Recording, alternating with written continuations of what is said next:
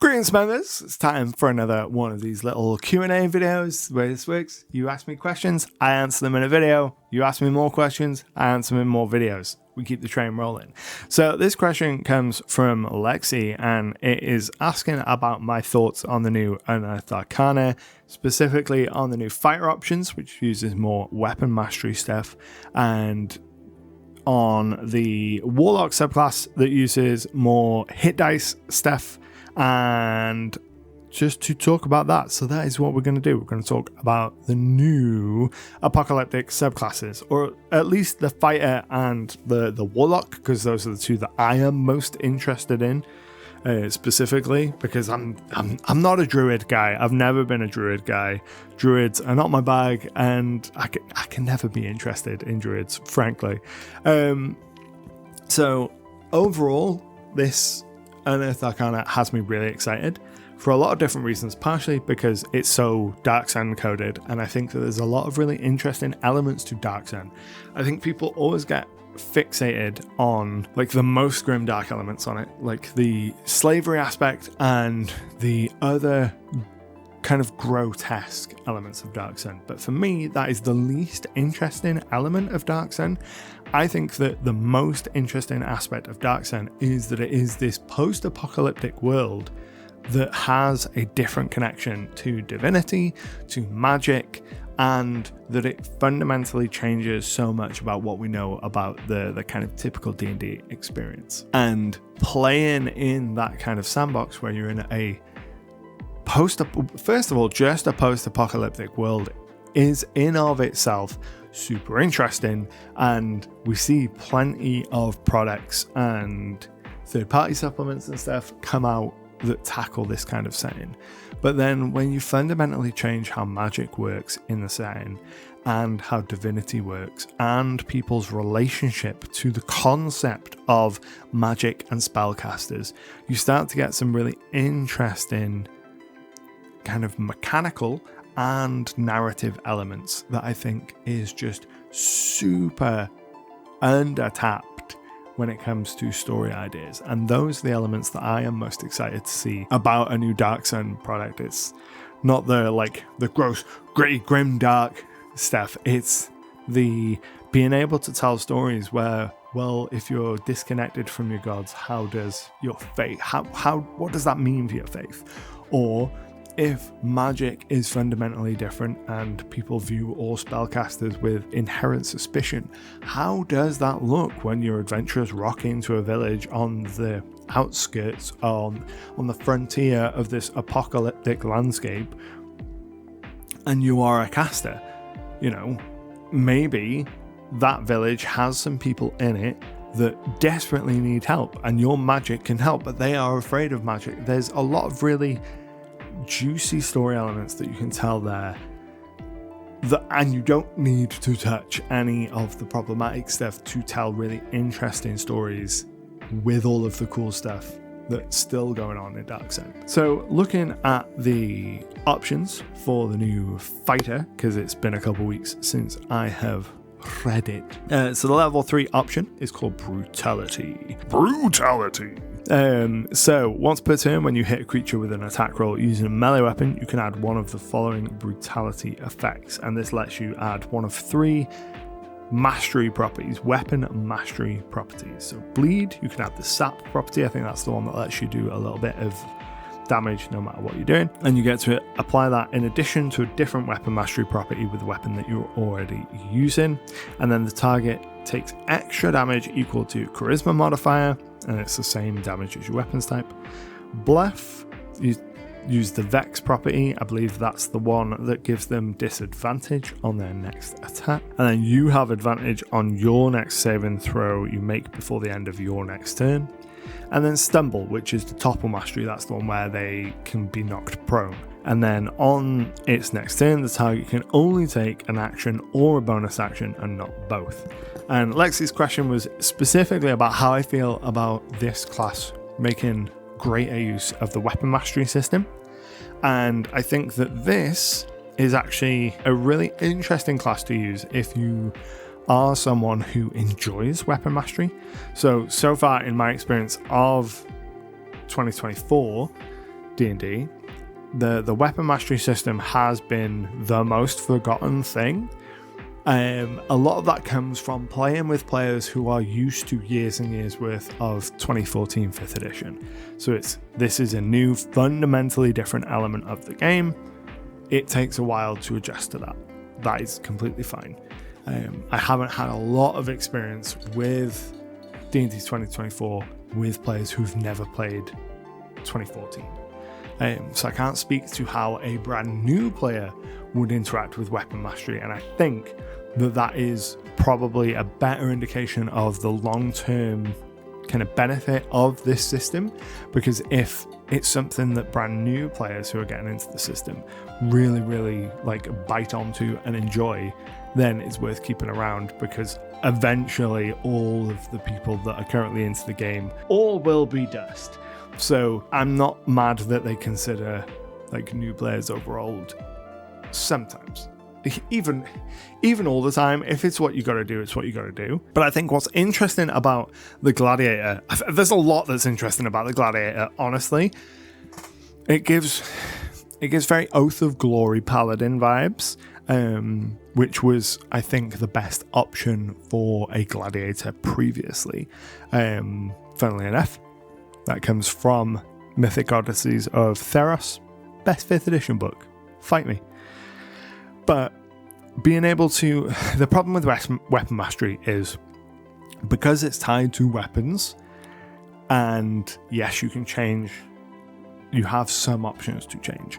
But because it's tied to the specific weapon, really speaking, you're either just going to choose what weapon you use because it does the damage that you want, usually the most damage, or you're going to choose the weapon because it does the weapon mastery, the additional effect that you want.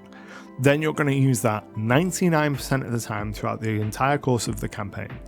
And depending on what weapon and stuff it is, it might have a big or a very small impact on it, and the degree to which it slows down the game is going to depend on what it is as well. So if you're using the sap property where you always do a little bit of damage, that's not something that should slow the game down too much. But if you're using the topple property where the enemy's always having to make saves against that will over time contribute to a slight slowing of the game. But with this, because it's part of the core feature where no matter what mastery they have the option to use one of the 3 masteries when they make an attack once per turn. I think that gives them a lot more like tactical flexibility as well, so they can use just the weapon that they want because of the damage or the flavor or whatever it is for their character, but then they still get access to 3 mastery properties to do an interesting thing. And I think that this is something that people have wanted from fighters for a very long time. The ability to do extra martial stuff like the Battle Master, and I don't think there was any way they were ever going to take the Battle Master's traits and rope it into the base class, but Weapon Mastery is kind of like that, so getting another class that gets to interact with that more, I think, is kind of cool. At level 3 you get Combat Theatrics. When you've honed your combat skills to entertain devastating opponents and dazzling onlookers, you gain the following benefits. Whenever you make a dex or strength check, you gain a bonus that's equal to your charisma modifier, and you gain proficiency in a skill of your choice: acrobatics, athletics, deception, intimidation, or performance.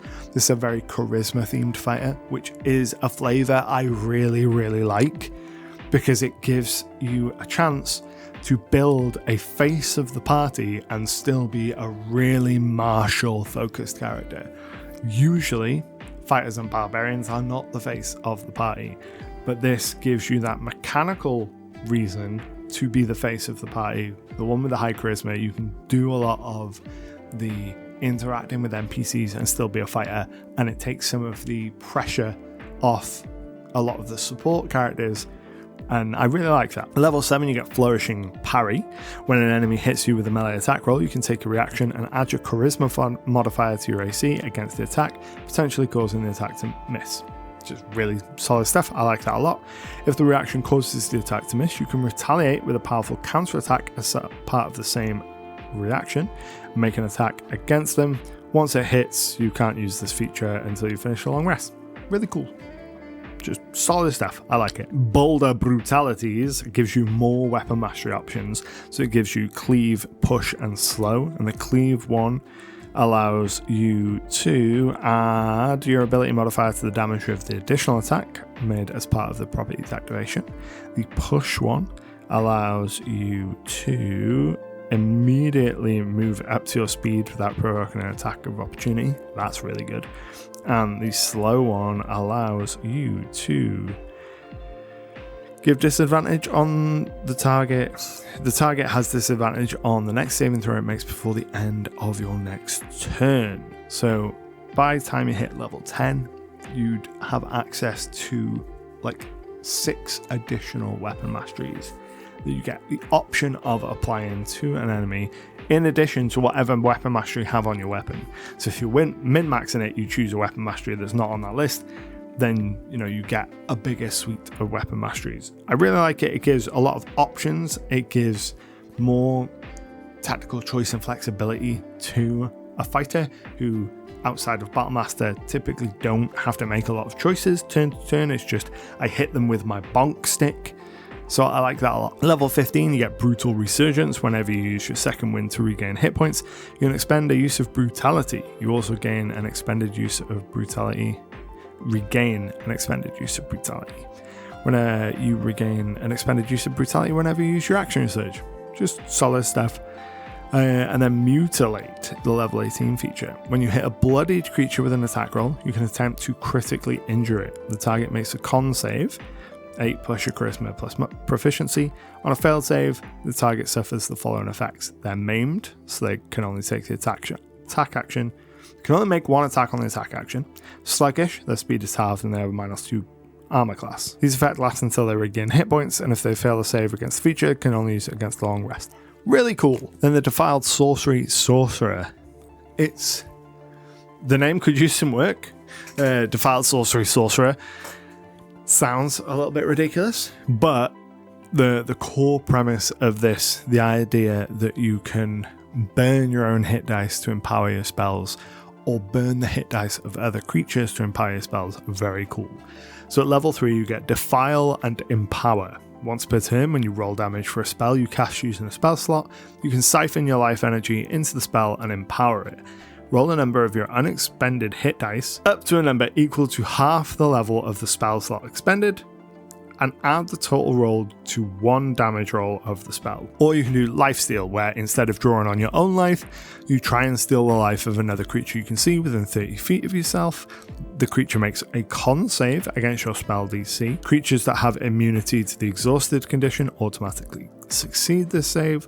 On a failed save, in place of rolling your hit dice, you roll a number of the creature's unexpected hit dice up to a number equal to half the level spell slot. So this is the core concession of the Defiled Sorcery Sorcerer, and I really like it. I like it so much. I like so many elements about it.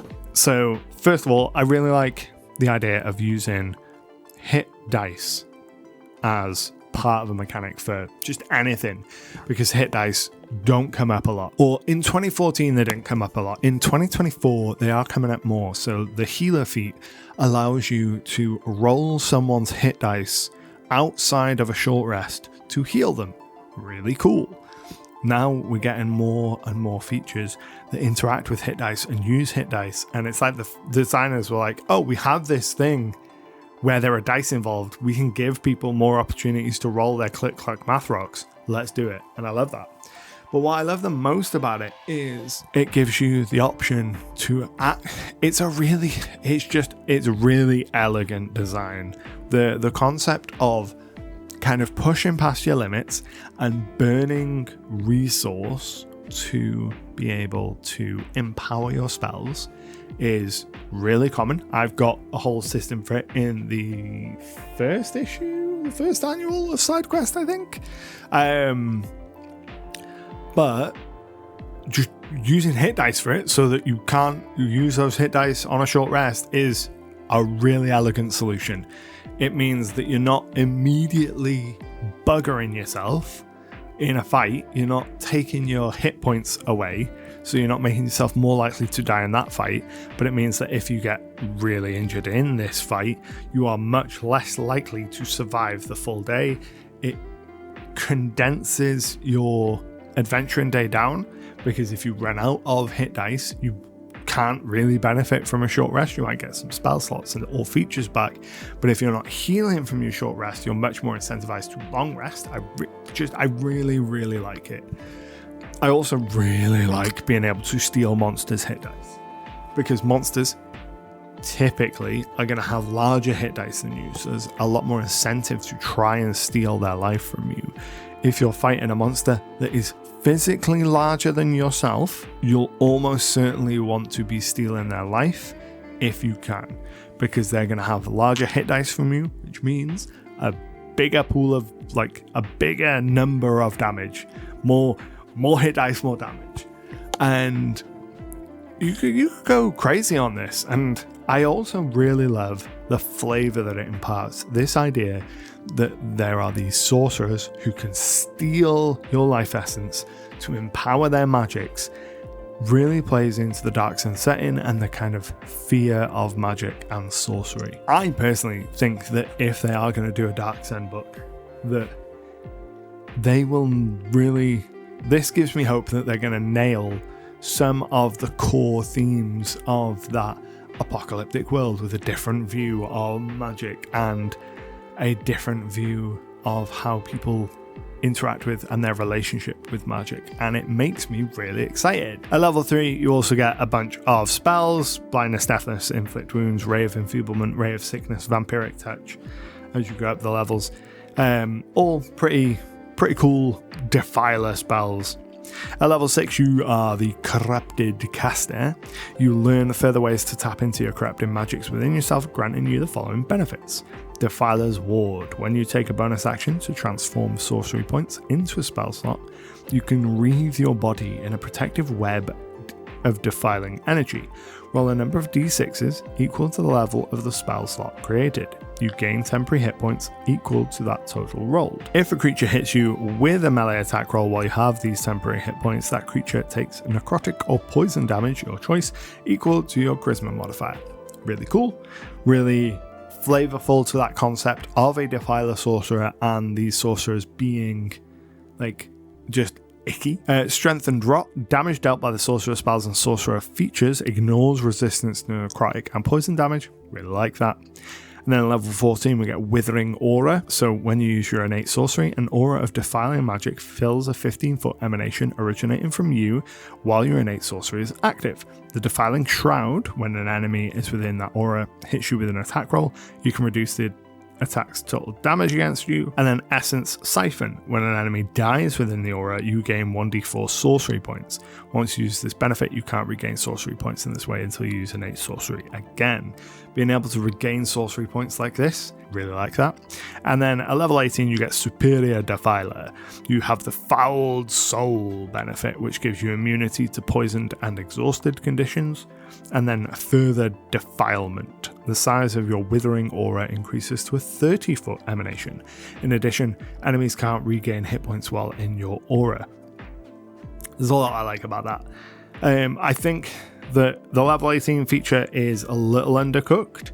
Immunity to exhaustion is quite nice, but getting immunity to poisoned and immunity to exhaustion at level 18 feels too late.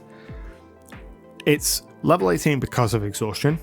I would prefer to have seen it lower down, give you immunity to exhaustion as a rider of one of the other features, get immunity to exhaustion as part of a feature higher up in the list, and then get something cooler at level 18. And then the Withering Aura increasing to 30-foot emanation and enemies not being able to regain hit points in the aura.